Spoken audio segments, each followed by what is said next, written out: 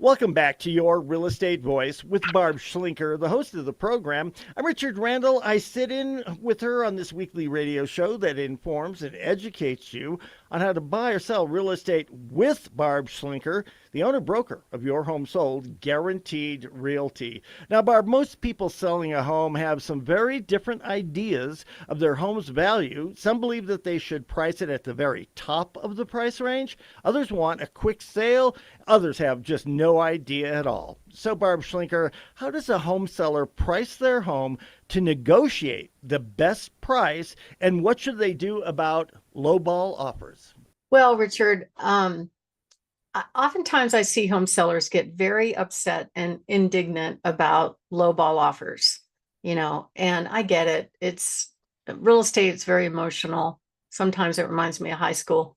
But at the end of the day, you have to think of it like a business transaction and a bottom line. And it's not just price, it's a lot of other things about could be when you want to close, when you want to give possession. It could be the quality of the buyer. It may not just be money, but just to use money as an example, the question is, does the home seller's bottom line actually match what the buyers are willing to pay? Because you can ask anything you want, but at the end of the day, it's the market that's going to decide. It's the buyer stroking the check, for the money that's going to decide what they're willing to pay for a house. And if you look at the online Zestimates and estimates that you see, you get them on your credit card statements, you get them on all kinds of things, insurance statements. How accurate are those really? A lot of people ask me about the values that they get from the tax assessor. And I don't know if you know, Richard, but in this state, the tax assessor is obligated to tax your home 18 to 24 months of its value, 18 to 24 months ago. So 2 years ago value, not right now value. And 2 years ago value was about 10% higher than what the market commands right now. So a lot of people are getting taxed on the value of the home closer to when the market was booming. And so they think that that's their home value. They don't know. Or they look at Zillow. Zillow is more fake news because Zillow bases their opinion on value on what's available for sale, not what has sold. So what has sold is the actual value. That's what the value that an appraiser would use to give an opinion of value on a home, not what other people are asking. Asking is just like, hey, we want this much for it. Bring me the money. And then it just sits there and sits there. That's a problem. And there are certain things about homes that will generate more demand. Things like condition. If it's in really, really great condition, if it has nice views, if it has really nice improvements, but there's a limit to that. You still can't increase the price based on those things. You still have to price it generally to similar sales and similar competition, market value, and let the market decide. If they love it, they will show up with multiple offers. And then many times they go up over asking price. And condition isn't always it. Here's a home that we just sold last month. It was up in the mountains. It was on 4 acres. It was definitely a fixer-upper. There was smoke damage on the walls. The plumbing wasn't connected. But because the seller chose to price it very realistically, we got multiple offers on that home, and it sold for about $50,000 over asking price. So it's all about pricing at the end of the day. And it's a little bit tough to rely on the price of your neighbor's home. I was just talking to a seller this morning. She wanted me to give her opinion of value without seeing the home. So I looked up comps and helped her a little bit. And, square footage essentially is the gold standard where you start. Appraisers have to compare apples to apples. So you have to compare a tri-level to a tri-level, or a 2-story to a 2-story. And if the 2-story has a basement, it has to be a finished basement against a finished basement. That's what they do. But so that's how they figure out value of similar sales. However, the buyers don't really care about that. They're kind of looking at okay, I'm a buyer. I'm looking in this price range in this area. What can I get for this price range? Sometimes a floor plan is a factor, sometimes not. Could be school district, could be location, could be age, could be condition. There's all these different things that the buyers are going to be looking for.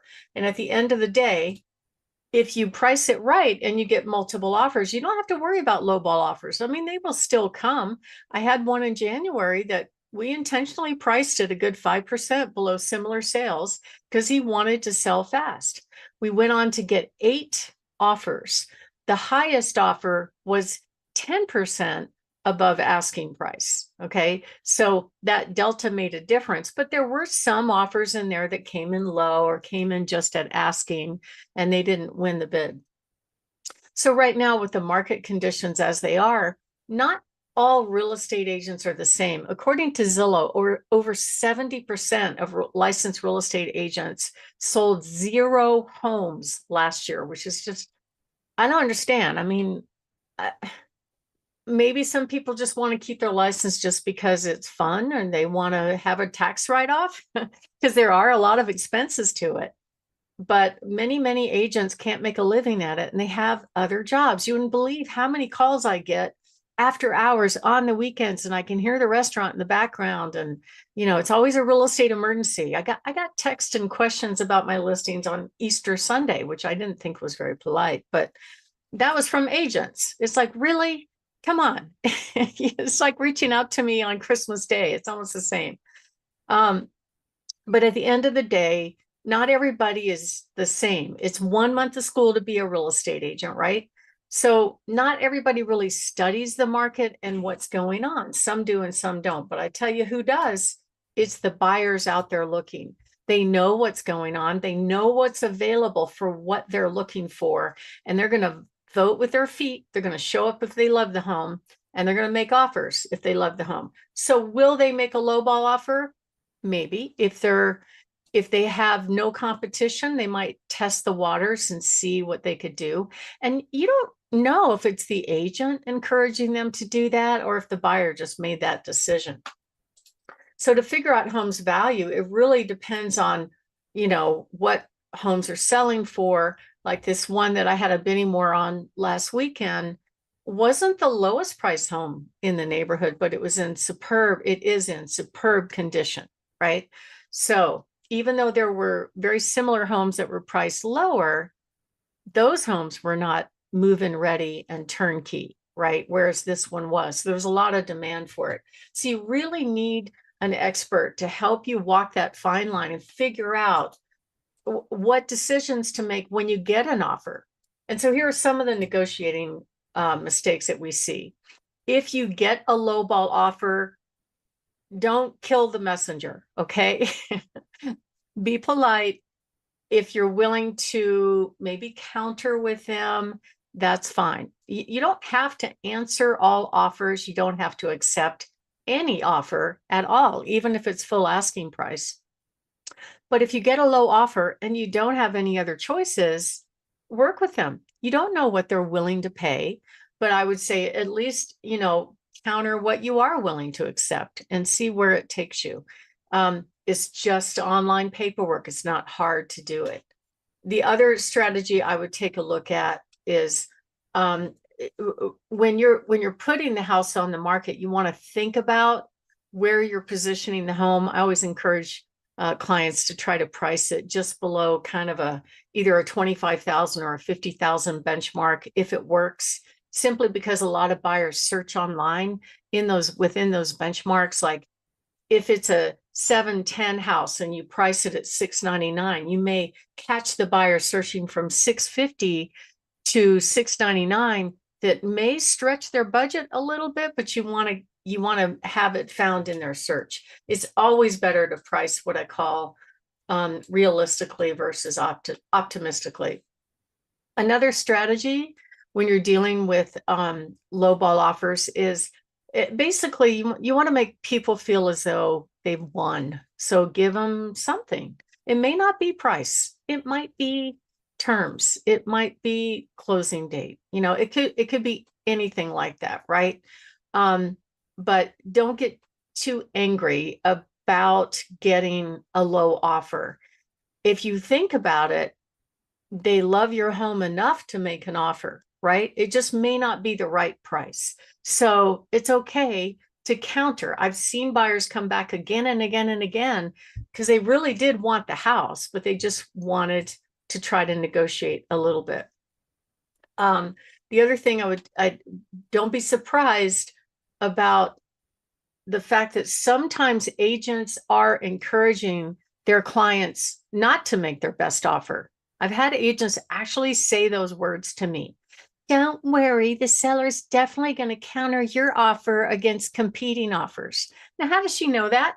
Could you imagine that, Richard? If you really wanted the house and your agent's telling you not to make your best offer, it just doesn't make sense to me. That would not be my agent for very long, and I'm dead serious about that. Yeah. That's pretty simple, and the remedy, and that's why we talk about it here on Your Real Estate Voice. The remedy is to have someone like you who's been doing it for more than 25 years, sells a home every 3 or 4 days, and knows how to market and negotiate.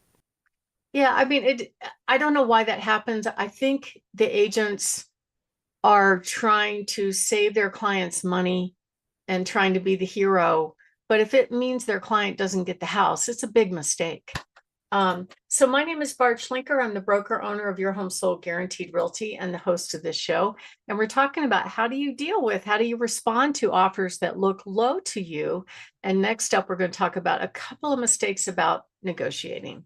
Richard? You're listening to Your Real Estate Voice with Barb Schlinker of Your Home Sold Guaranteed Realty. You can reach her at 719-301-3900. And Barb, what are some other things that a home seller can do to properly negotiate their home sale and, of course, get the most money? Well, I would say number one, don't ignore them, respond somehow. Okay, that's just polite. Number two, if you're up against multiple offers as a buyer, you should, your agent should be asking that question. Do you have any other offers? Most of them will ask, but a lot of them don't. So you wouldn't believe how many times, Richard, I'll just get a random email that I didn't even know it was coming with an offer attached. And I'm like, oh, okay, well, that's nice. All right, I have to present that. But there was no conversation. There was no request from the agent. There was not even a phone call or a text or an email to go, hey, my buyer's interested. They're going to make an offer. Do you have any other offers? That would be a good question. Because if you're a buyer making an offer on a house and you have competition, you need to make your best offer. If you really want the house. If you don't, some people don't want to compete. That's okay too. But at the end of the day, you actually need to have that knowledge to put you in a better position, both as a buyer and as a seller. If you're getting another offer coming in as a seller, maybe you won't be too quick to respond to that offer. You might want to take some time and try not to get emotional about it. It is business. But sometimes if you can give the buyer's agent some data that will help them be successful. Like I have one right now that wants a couple of months before they actually move out of the house. That's good information for the buyer to have, because the buyer can say, well, I may not have the best offer, but I'm going to give you what you want in terms of possession date. It could put them over the edge. That's really important. And you'll be able to tell if you priced it wrong. And basically the way you tell is, the number of showings, the number of activity, people interested in seeing the home. If you're getting a good amount of showings, that's an indication that it's priced right. If you're not, it's overpriced or it's poorly marketed. It's one or the other. So if you'd like to find out how we do that and you are thinking of making a move, give us a call. We give free in-home consultations and help you figure out what to do to get your house ready for sale, show you what the market will command, and let you know how much you'll put in your pocket when it sells. It's a free service and you're never obligated to sell. Give us a call at 719-301-3900 or go to barbhasthebuyers.com. Richard? You're listening to Your Real Estate Voice. That is Barb Schlinker of Your Home Sold Guaranteed Realty. And if you're thinking of making a move and you want Barb to be your voice, call her 719-301-3900 or visit barbhasthebuyers.com. We'll take a break. When we come back, we'll be discussing how smart home sellers are attracting buyers even in today's market.